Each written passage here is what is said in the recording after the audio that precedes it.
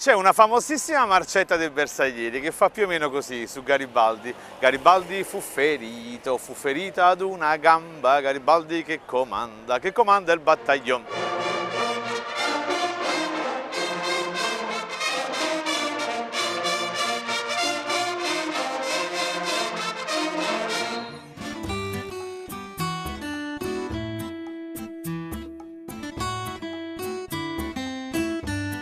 Meraviglia, la marcetta del Bersaglieri riporta l'eroe dei due mondi che pur ferita una gamba ugualmente dà l'ordine ai suoi soldati.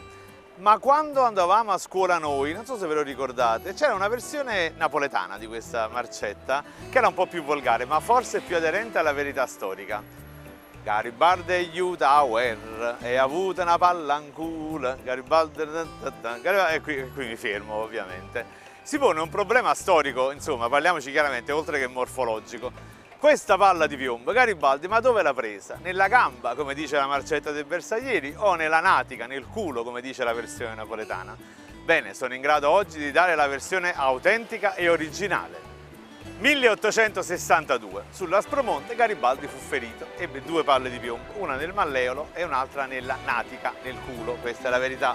Solamente che per motivi politici, insomma, si ritenne che se gira la notizia che Garibaldi ha avuto una palla in culo, si rischia che l'eroe dei due monti possa diventare oggetto di sfottò, di ludibrio nazionale. No. Per motivi politici questa palla di piombo si spostò dalla natica alla gamba e così la marcetta del Bersaglieri ce la riporta.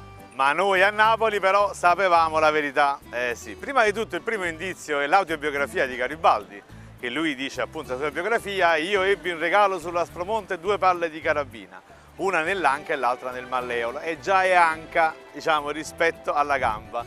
Ma l'indizio definitivo probabilmente ce lo fornisce il suo medico personale, Ferdinando Palasciano. Uno dei medici chiamati al capezzale per salvargli la gamba che stava andando in cancrena. Palasciano fu uno dei medici che in qualche modo salvò, ecco, dall'amputazione l'arto di Garibaldi, e probabilmente lui, nelle sue memorie ai suoi collaboratori, che rivelò la verità.